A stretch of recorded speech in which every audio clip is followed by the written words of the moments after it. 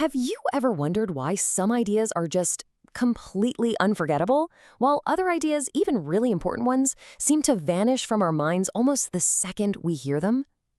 Okay, let's get into this, because the answer might honestly change the way you communicate forever. Just look at these two messages.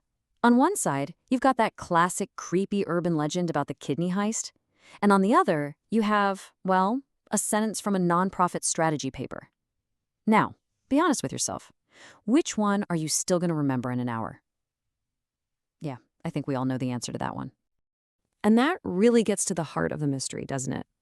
Why is a totally fake, totally ridiculous story so powerful and memorable, while a well-researched professional idea just evaporates?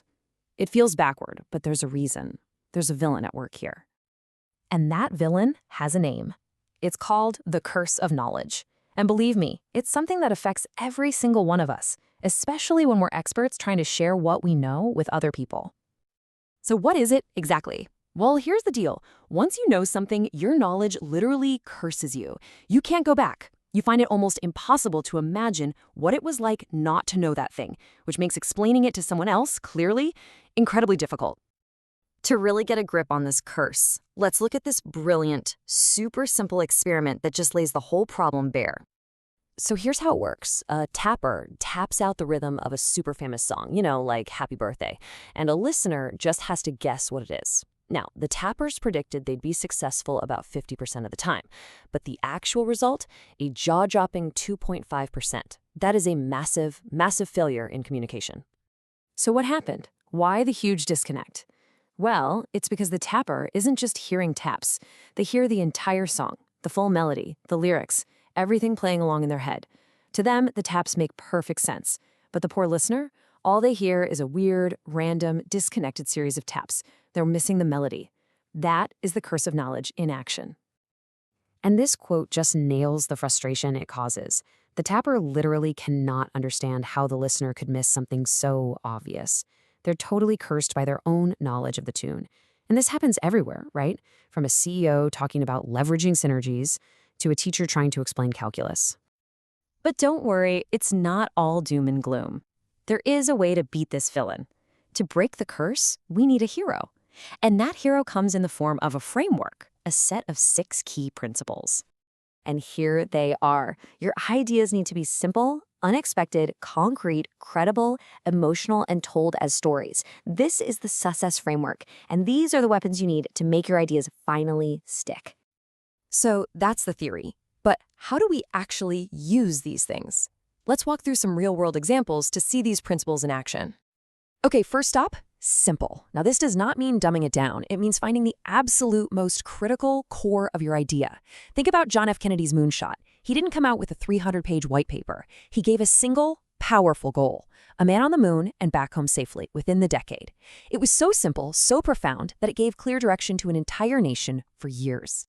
Next, you gotta be unexpected. To get someone's attention, you have to break a pattern. You have to surprise them. Like the journalism teacher in the book. She has her students write a practice lead for a story, and then she drops the real lead on them. There will be no school next Thursday. Boom. In that one instant, she completely shatters their expectations and teaches them an unforgettable lesson about what news really is to the audience. All right, now for concrete. Our brains are not wired for abstract ideas. They're wired for things we can see and touch and feel. Case in point, the movie pitch for Alien. It wasn't some boring industry jargon like an action horror film in a sci-fi setting. Nope, it was 5 perfect, concrete words. Jaws on a spaceship. You instantly get it. You get the concept, you get the tone, you get the threat. That's the power of concrete. So, you've got their attention, but how do you make your ideas credible? You don't always need a mountain of data.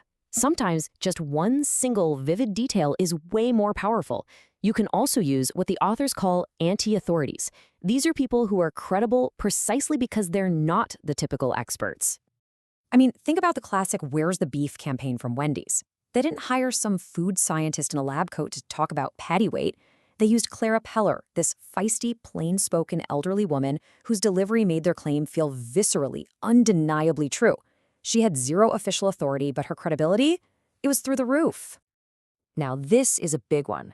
For an idea to really truly stick, people have to feel something. That's the emotional principle. We are wired to feel for people, not for abstract concepts.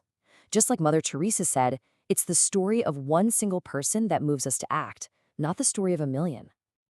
And researchers have tested this. They presented 2 different appeals for donations.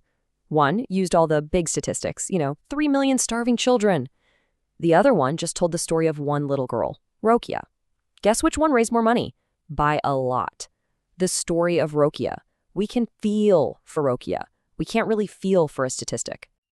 And finally, maybe the most important principle of all, stories.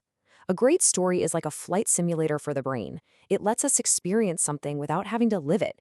It provides knowledge, it gives us a blueprint for how to act, and it inspires us. Think about that old story of Jared from Subway. It was a simple, unexpected, concrete, and emotional story that showed millions of people a path to follow. It was the ultimate sticky idea. All right, so we've met the villain, the curse of knowledge, and we've learned how to use the 6 powerful principles of our hero, the CUCCESS framework. Now, it's your turn to put all this into action. So I'll leave you with this question. What is the one single core idea that you need to communicate right now? Really think about it. And now, how can you use these 6 principles to shape it? How can you make it simpler, more unexpected, concrete, credible, and emotional? How can you wrap it in a compelling story? Because when you do that, you're not just sharing information anymore. You're creating an idea that is truly and finally made to stick.